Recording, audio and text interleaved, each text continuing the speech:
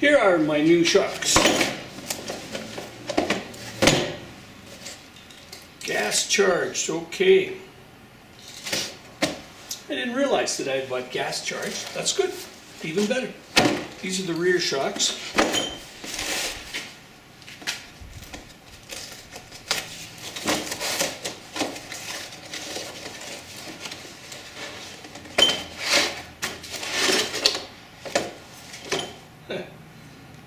Yeah, they are rear.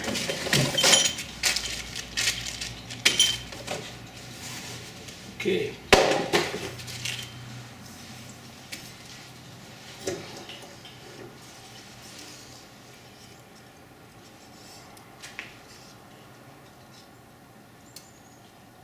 You can see they come up nice and slowly, and wait till they get to the top. And if I press down on this, it seems to work pretty good.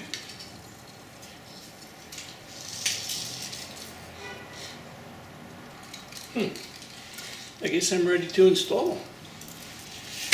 Anyway, I like that they sent me a couple of steel bushings. I have no idea if it has a large bolt on the bottom and the top, or if it has a small one. So this is nice. It'll fill in the spot. Let's take a look at the other one.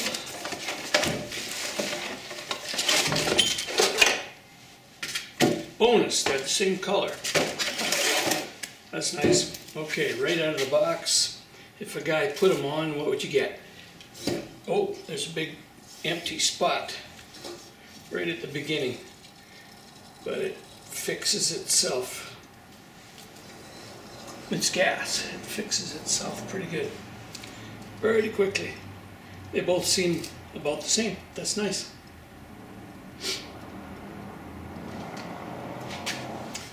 So we'll set them down. What else does it say about this? Nitrogen gas field.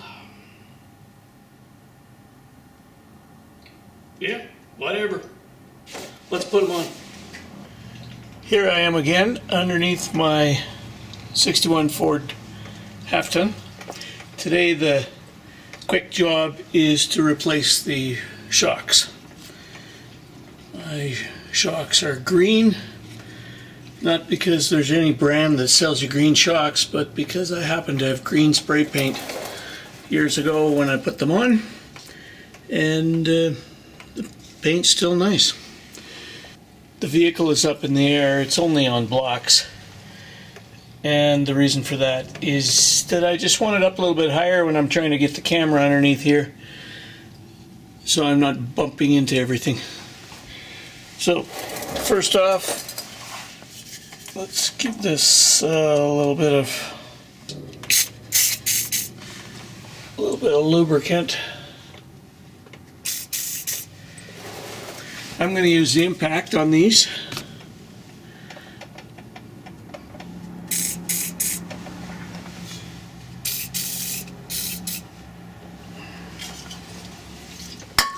Three-quarter inch socket, impact, and I should be good to go. Where can I put my camera?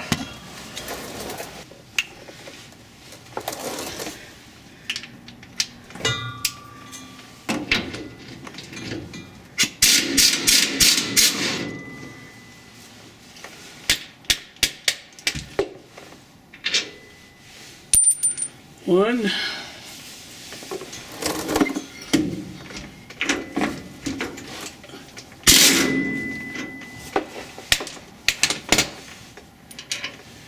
Two.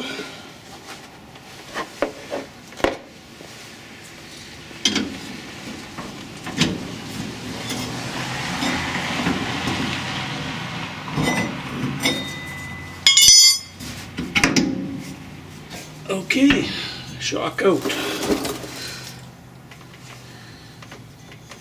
Let's get me a new one.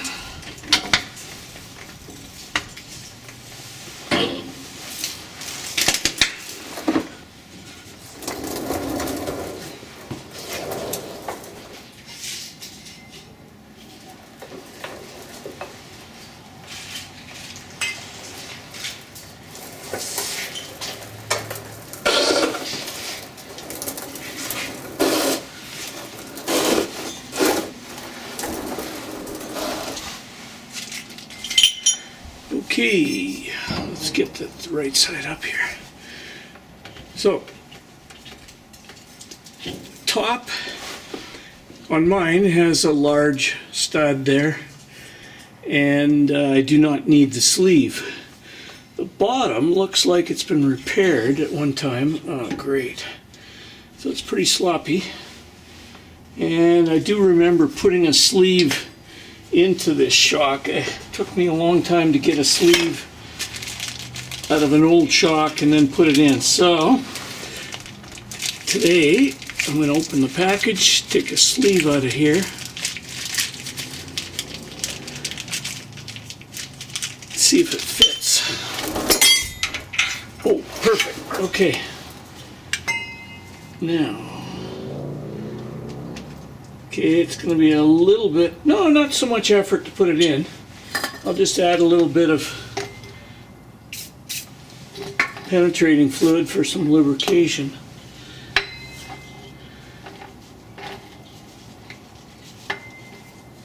Oh, that went in nicely. Okay.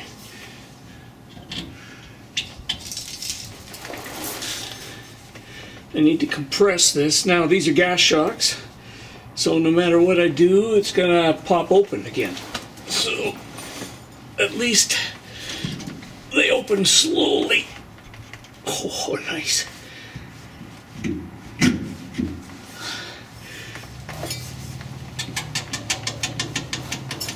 And the top is on. So, I think the top had one washer.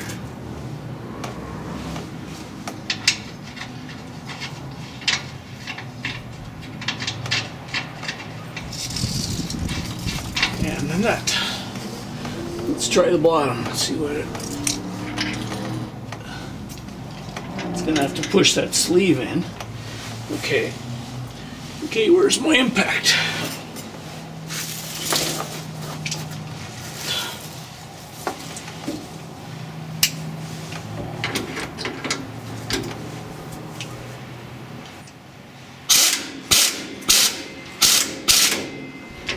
Bottom's on. Come on, get in there.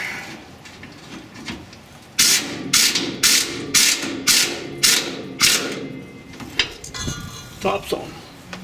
Okay.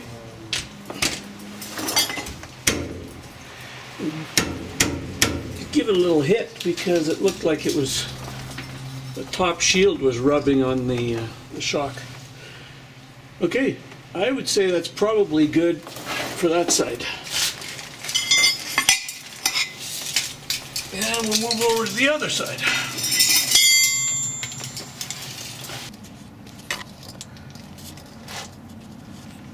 Okay, we'll try that.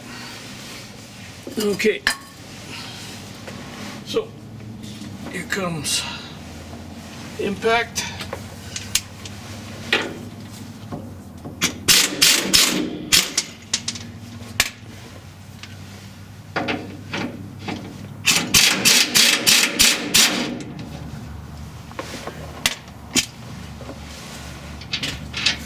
Cupped washer on the top and a cup on the bottom. Well, what do you know? And where's my crowbar? There it is.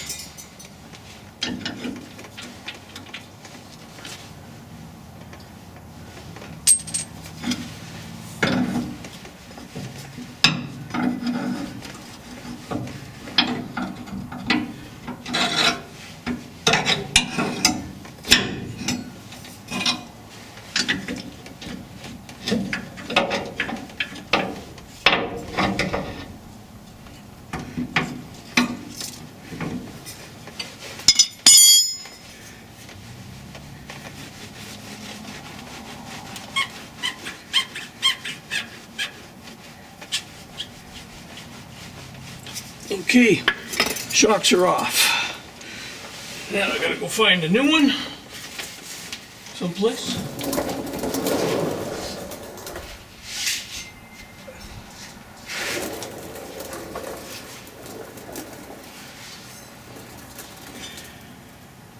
And one new I'm gonna squirt.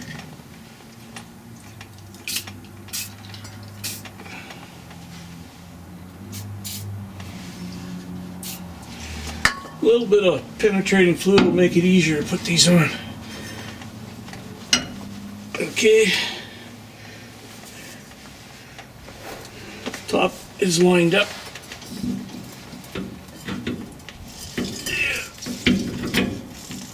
And bottom's lined up.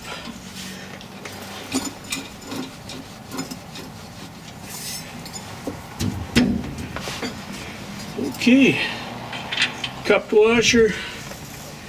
Cup washer. I wonder why I didn't have any cup washers on the other side. Probably because I didn't have any. And I know I was fiddling with that one special bolt on the other side too. Anyway, this one's on. A little bit of tightening.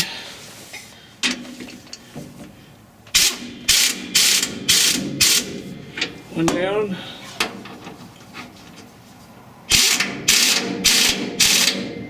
Two down. Okay. One set of brand new shocks. More money spent.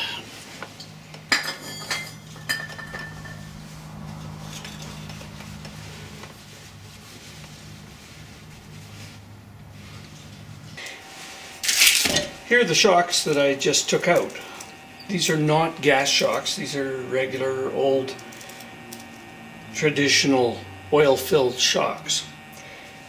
They get shipped to you like this. They've been sitting flat like this for years in a box, and you eventually get them. And you put them right on your vehicle. Now that's definitely not a good thing to do, because believe it or not, shocks need to be bled. Now before you start a big argument with me because you've been a mechanic for 200 years, I do have a mechanic's license. It's not something I brag about, because a lot of the stuff that I'm doing now that I'm retired is first time I've done it on my own vehicle. I'm just restoring. Anyway, years ago, back in the 70s, when I took my apprenticeship and went to school, I remember the instructor telling us about oil-filled shocks and how they need to be bled, and if you don't bleed them, you're going to wear your shocks out quicker. And you get a lot of guys doing it yourself, and they take them out of the box, they bolt them on, and they complain that 6 months later the shocks are bouncing up and down and they're not working very well. Okay, here are the shocks that I took out of the vehicle. So they're used. I don't think they're totally shot or anything like that. I just wanted new shocks. I'll sell these to somebody else, or I'll put them on another truck when I'm rebuilding. But here I've got this shock. So now put one hand on the top, and I'm going to give it a push to compress it. And this is kind of like you get it out of the box when you order. So here's a box. Now this one's for gas shocks, but this was the new ones. But the old shocks, they fit in that box. And I know that oil-based shocks come in a smaller box, but they still are at a random length. Now if I try and compress this, there was a huge jump right at the beginning. It's like it's worn out. It's like, take it back to the shop and go, I don't want it. It's no good. Anyway, I compress it down, and let's put a screwdriver in this so I can extend it. It jumped a little bit at the beginning, and I'm an old guy, so I got not a lot of super strength left in me. Anyway, so let's compress it again. A jump again. So what's happening is that the shocks have some kind of air in it at a certain spot, and it's not going through the valves correctly. So let's just try this. I'm going to put the screwdriver in the bottom, and it's in the correct position. Stretching. Oh, come on. I need some Wheaties. when I'm done this. Or a beer. Okay. Upside down. Squish. Right side up. Stretch. Oh, come on.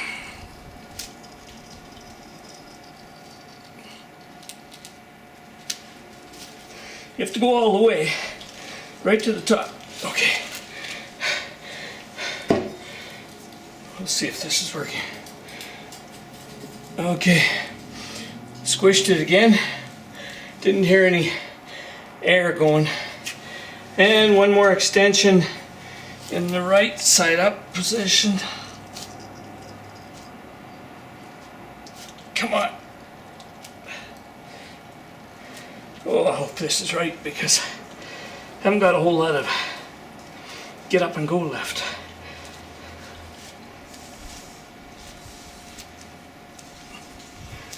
Okay, so let's say I've got that right.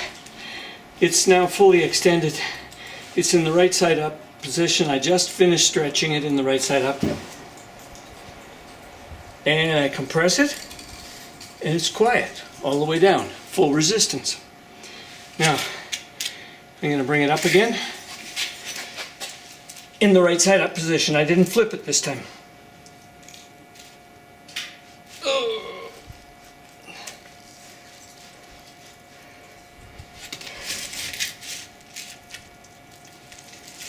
So now I've got it fully extended and I compress it down again. No air bubbles. So what I've done, besides wearing myself out, is I've got it completely bled. The air, I don't know where the air goes, some chamber. But when they're stored like that, or when you don't bleed them at all, there's this air bubble in the wrong chamber. And maybe the design is that it might go away. But I know that in the 70s, and that's like 50 plus years ago, we were taught in school for oil-filled shocks to make sure you bleed them. So, putting it down on the floor, right side up, extend, oh, go, okay, upside down, compress, little bit of a jump there, back on the floor, extend, whoops, extend, okay, compress, oh that's better, back on the floor, extend. So, we'll do it one more time. Okay. Compress. Last time on the floor, extension in the right side up position. Okay. So, there we have fully extended. The last thing I did was extend it. And it's almost back to normal. And let's see, I'm going to extend it again in the right side up position, and it's fully resistive all the way. Yep. Now we have a good shock. And we don't have a good YouTuber. So that's bleeding the shocks. Let me just get a breath. Anyway, that's probably the end of the video. I don't know. Thanks for watching. That was a quick one. If you like my truck, or if you like my videos, well, you probably like my truck better. Anyway, give me a thumbs up, or a like, or a subscribe. Anyway, see you later. Thanks for watching. So let's compress it again. A jump again. So what's happening is that the shocks have some kind of air in it at a certain spot, and it's not going through the valves correctly. So what I want to do is I want to bleed the shocks. And to bleed the shocks, you can't just bring them up and down because your vehicle would do that. That's like normal. But they would always have this bubble of air in it someplace. So I need that bubble of air to move to the top so I can get it to go through a valve. So right now it's compressed. So I'm going to flip it upside down. I think this is the way. It's been a while since I've done this, but anyway. And I'm going to extend it. Oh, come on.